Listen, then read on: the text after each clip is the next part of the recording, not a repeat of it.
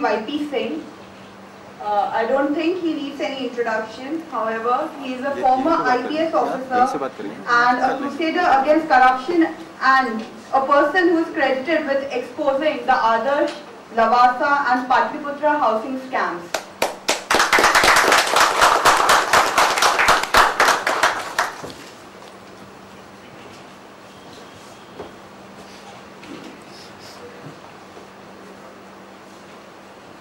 Distinguished guests, distinguished people at the dais and dear friends, Lok Satta initiative for the reforms in the country and for governance in the country, to be more specific, is enormously desirable. That is for two reasons. The first is that they are looking more at system reforms, because having worked in the government for so long, I have experienced that there are enormous loopholes in the system, and if these loopholes are plugged, things would certainly improve, because the system has to be governed on the basis of objectivity. If we have a very strong police officer in a district and he is revered, oh, he's a very nice guy and he has changed the things in the district, but when he goes, we have another guy coming in who's a bad guy, and the thing goes back to the decadence once again. In a system of democracy, we can't afford to have governance specific to the zeal and disposition of an officer. It has to be more objective, and that's why to have system reforms, objectivity is required, and if objectivity is there, whoever is the incumbent in critical positions, the standards of governance shall remain what it is at the desirable levels. That's number one. The second, which is very desirable, is that the quest to have the right people at the right places.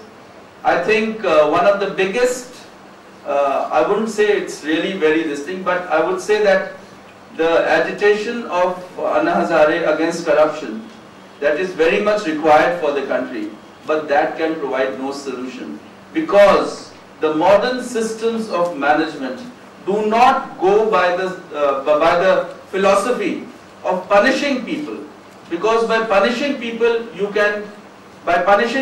nothing can progress at all. You require such a system where there would be no chance to punish a person, because what Anna Hazare's Lokpal bill says, punish the corrupt guys, fine. But what it really doesn't stress upon is, are you promoting the good? Are you protecting the honest? If good guys have left the system, Dr. JB is one of them.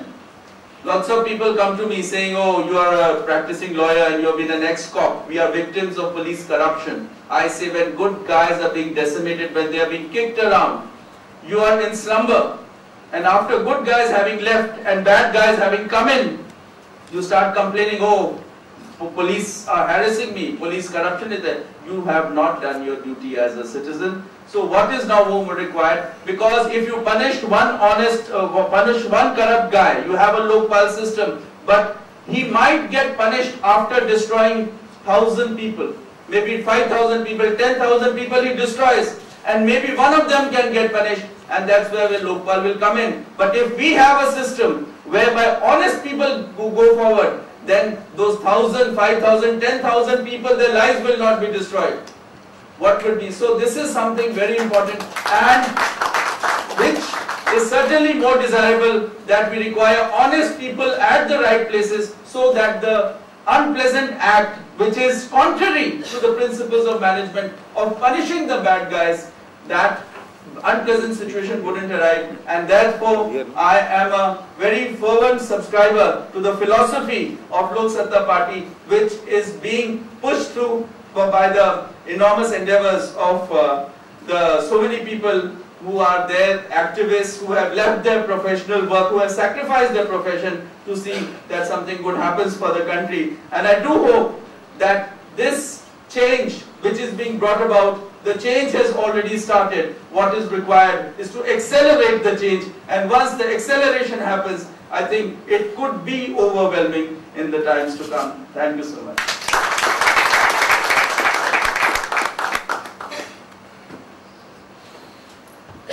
Thank you so much, sir. Excellent. I would now like to introduce Dr. Jayaprakash Narayan, who was an ex-IS officer. He is now the National President of Lok Satta Party and a sitting MLA from Andhra Pradesh. Sir?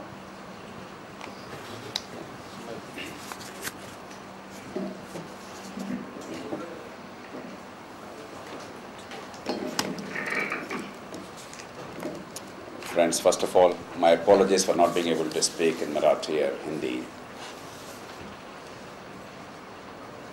I am always delighted when I am in Mumbai because this is a city with enormous energy. In no other city in the country do you see NGO groups, citizens, and even some of the sensitive politicians playing a very creative role to improve the lot of the people and to improve the quality of governance in the country. In many ways, it's a continuation of freedom struggle because Mumbai has been the epicenter of freedom struggle. It was not in Delhi that the struggle for freedom was fought. It was actually from this city. And I'm particularly excited when I see a lot of bright young people, the kind of people who should have been in politics for the past 60 years, who have abdicated politics, I must say this, who have given up politics and left the field for those who are not really delivering. I don't want to use harsh words. And therefore, we are now paying a very heavy price. I am very excited to note that such people are coming back to politics because they recognize that politics is a noble endeavor. Politics is not for private gain. Politics is not a profit-making enterprise. Politics is about improving the lot of the people. From this very city, people like Dadabhai Naoroji, people like Mahatma Gandhi, people like Sardar Patel, many eminent people like Morarji Desai, and many eminent people from Western India, from this very city, played a significant role. It is because such people have forsaken politics that India is in trouble today. I want to make this emphatically clear. The recent signs, thanks to Anna, thanks to many other activists, thanks to people like YP Singh, all over the country, there is now an increasing awareness that unless we actively participate in politics as a service, as a noble endeavor, not as a business, unless we pay attention to that, just as we pay attention to our personal lives, we cannot improve the country. It is this awareness that is bringing many people now together.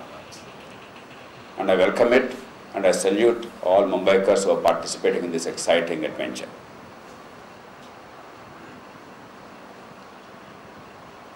In many ways, a good platform to start with is local governments. Ultimately, all politics is local. Some of our greatest freedom fighters, they were actually leaders of local governments initially. If you take Sardar Patel, he made his name in Ahmedabad. Dadabhai Naoroji and others, and Firoz Shah Mehta, they made their name in Mumbai city. People like Prakasham Pantulu, he made his name in local governments in Rajahmundry in Andhra Pradesh. Nehru himself, Allahabad mayor, in that capacity served very well and then made a distinction of himself. People like Chittaranjan Das, Subhash Chandra Bose in Calcutta city. Freedom struggle has always seen cities as the cradles of democracy, cradles of leadership. And I am particularly happy that many young people, many bright people, professionally qualified people, capable leaders with success behind them, they are now participating in the local government elections in Mumbai city. It's absolutely vital that we mobilize our people in the local governments to start with, because unless the link between the vote and the public good is clearly understood by the people, the middle classes, the youth, the people who have some understanding of what the vote and government are about, they will not be inclined to participate. One of the great challenges of this city should be to enhance the voting percentage in the local elections. Typically, in the assembly, if you have 60 or 70% vote, in the city election, you have 35 or 40%. In the better off areas, you have 15, 20%. In some areas, you have 10, 15%. Unless people participate increasingly in the local elections, unless you have 60, 70% or more vote, unless they realize that their local road, their water supply, their drainage, their school, their traffic, and 100 other things that matter, they're important and they'll play a creative role. Unless they participate, India will not improve. Looking at the newspaper headlines, looking at the grand things of the country, talking about Manmohan Singh or 2G spectrum, they're all necessary, but they will not change the country. Change starts here, in our mohallas, in our streets, in our villages. That's why what Mr. Y.P. Singh and many others are doing, he started with others, he started with Lavasa, he started with something else, local. People can understand, they can feel. And local must be made national rather than the other way around. Now, if we agree that we all have to participate politically, then should it be as citizens individually, or should it be as a collective organized group with a common ideology and a long-term perspective? I would very humbly appeal to all of you. If we make efforts individually, they will not last. There are wonderful people in this very city who made efforts like that earlier. There are efforts made anywhere elsewhere in the country. In the last election for parliament, Meera Sanyal contested. She made some impact in the media and middle classes. But all that is not captured.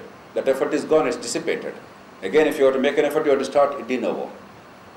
If today the major parties are so influential and powerful, however bad some of them are most of the time, despite that they are so powerful because they have 150 or 80 years of experience, hundreds of thousands of people working for them, their dreams, aspirations and sacrifices. They've all become the bank balance for these parties. A party captures the imagination of the people only because thousands of people work for decades. And the work you do becomes a balance, a credit, a deposit for you for tomorrow. Otherwise, each day is a romantic statement without any consequence. We have only one lifetime. We cannot simply indulge in bravado and romantic statements without any outcomes. We have to actually see outcomes. And we have to create a framework for outcomes. Just because the present political parties have failed, they have done a lot of damage to the country. To think that political parties per se is wrong is as foolish as thinking that politics per se is wrong. By thinking that politics is wrong, we have allowed the country to come to this situation today. By thinking that political parties per se are wrong, we will commit the same mistake for the next 20, 30 years. We have to learn fast. If the road is bad, you cannot blame the road, you have to improve the road. A political party, what does it do compared to any other endeavors? A political party gives a symbol, there will be a common symbol. Lok Satta candidates are going to contest on whistle symbol, the simple whistle. It evokes a symbol of whistleblowers, it evokes a symbol of Jagrat, awakening of the citizens. It's a common symbol. The symbol is important in a poor and illiterate country. A political party means there is discipline. Everybody is committed to common goals. It's not some disparate individual anarchic attempts. We all agree on a common platform and common agenda. That means sometimes if I'm not able to carry the majority with me, I yield to the majority. That's what democracy is. If each of us thinks that I am supreme and everything that I say has to be the final word, there cannot be a democratic organization. And as I said before, a political party builds the foundation for the future. Whatever work you do makes the next task easier. It becomes the investment for the future. A political party also has legal obligations. You disclose everything, the way the party is structured, the party's funds and the party's expenditure. Everything has to be public. And a political party has a certain code of conduct, certain method to which it is, because there is a constitution. You don't do it casually. And a political party is bound by the anti-defection law. Once you have people elected on a certain platform, they are not saleable. They will now not latch on to somebody else because there is a party discipline and a hierarchy. And political funding, elections cost money. Honest elections require honest money. What we require is to take out dishonest money from politics. You cannot take out honest money from politics. There cannot be politics without money. How much money is the issue? You don't require crores and crores, but you do require 1 lakh or 2 lakh rupees or sometimes more.